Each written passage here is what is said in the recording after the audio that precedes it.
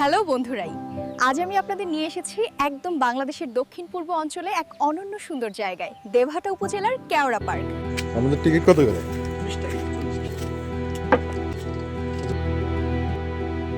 আর এই পার্কটি প্রতিষ্ঠা করেছেন আমাদের প্রিয় শাহিন শাহী স্যার।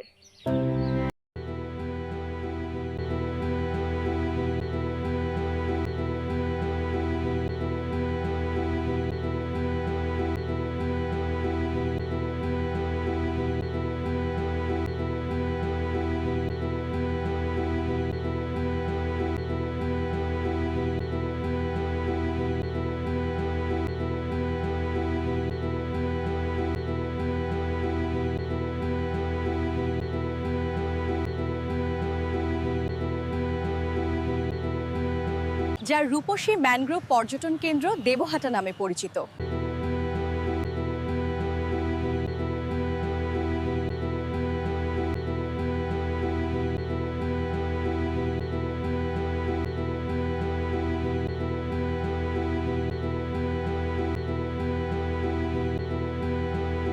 আজকের ব্লগে আমি আপনাদের সঙ্গে রাস্তার দুই পাশের সব সুন্দর স্পট, দর্শনীয় সুন্দরী ও কেওড়া গাছ ও বনের ভিতরের জায়গাগুলো দেখাবো। এখানে কেওড়া পার্ক বলার কারণ এখানে প্রচুর কেওড়া সুন্দরী বাইন আছে, আর যে কারণে এ জায়গাটার নামকরণ করা হয় কেওড়া পার্ক।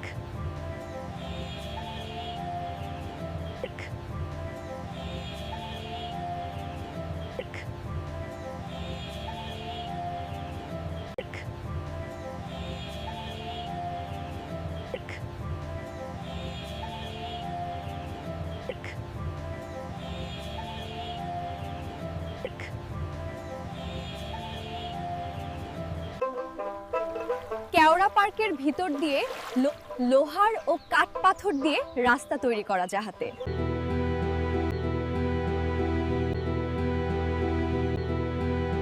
দর্শনার্থীরা পার্কের ভিতরের চারিদিকে ঘুরে ফিরে পুরা পার্কটি দেখতে পারে, সে ব্যবস্থা করেছে বাংলাদেশ সরকার।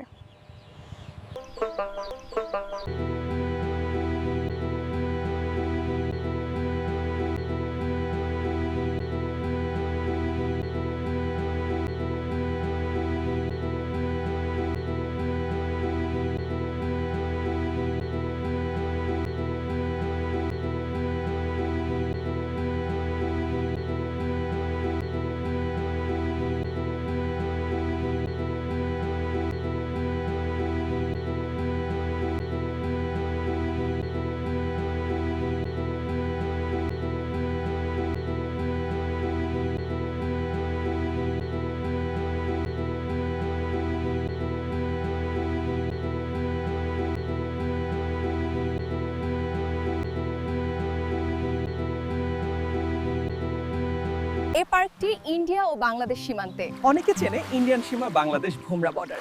হ্যাঁ, আর এখানকার প্রাকৃতিক সৌন্দর্য সত্যই অসাধারণ। এই পার্কটি ইন্ডিয়া ও বাংলাদেশ সীমান্তে, যাকে অনেকে চেনে ইন্ডিয়ান সীমানা বাংলাদেশ ভোমরা বর্ডার। ওপারে ইন্ডিয়া, আমরা যেখানে দাঁড়িয়ে আছি এটা বাংলাদেশ।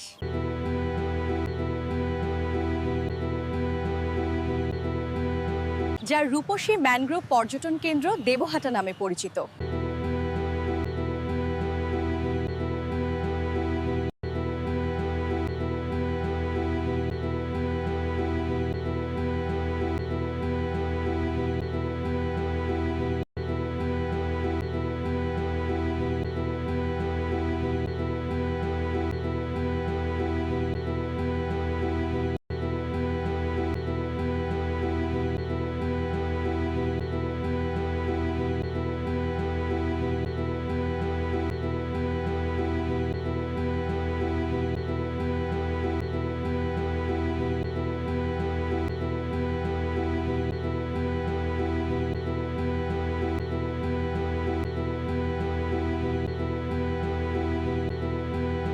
যার রূপসী ম্যানগ্রোভ পর্যটন কেন্দ্র দেবহাটা নামে পরিচিত।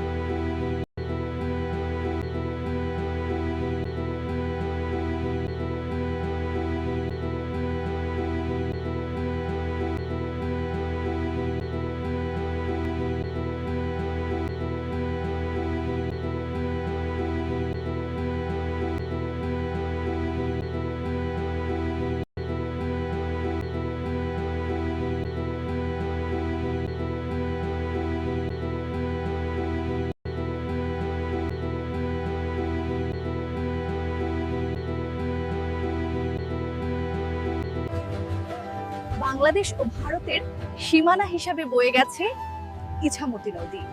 আমরা যেখানে দাঁড়িয়ে আছি ও বাংলাদেশ সীমান্তে বিজিবি সীমান্তটি কড়া পাহারার মধ্য দিয়ে পরিবেষ্টিত করে রেখেছে দুই দেশ। মনে হয় দুটি দেশের মধ্যে বাধা হয়ে আছে শুধু নদীটা।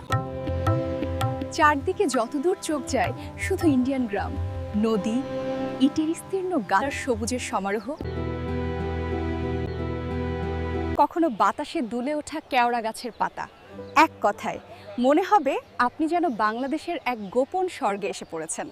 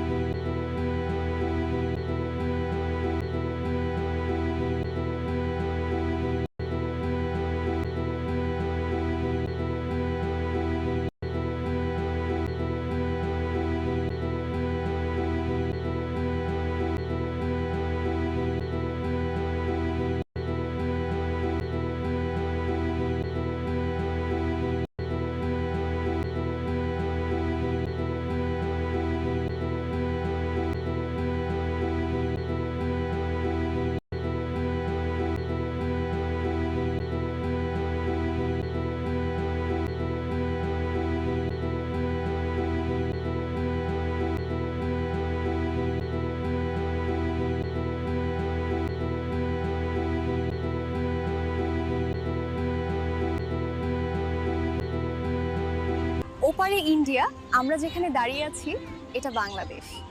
এই জায়গাটার সবচেয়ে মজার ব্যাপার হলো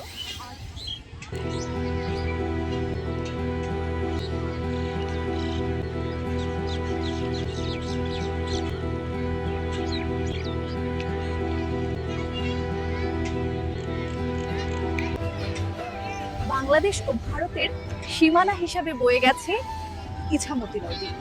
আমরা যেখানে দাঁড়িয়ে আছি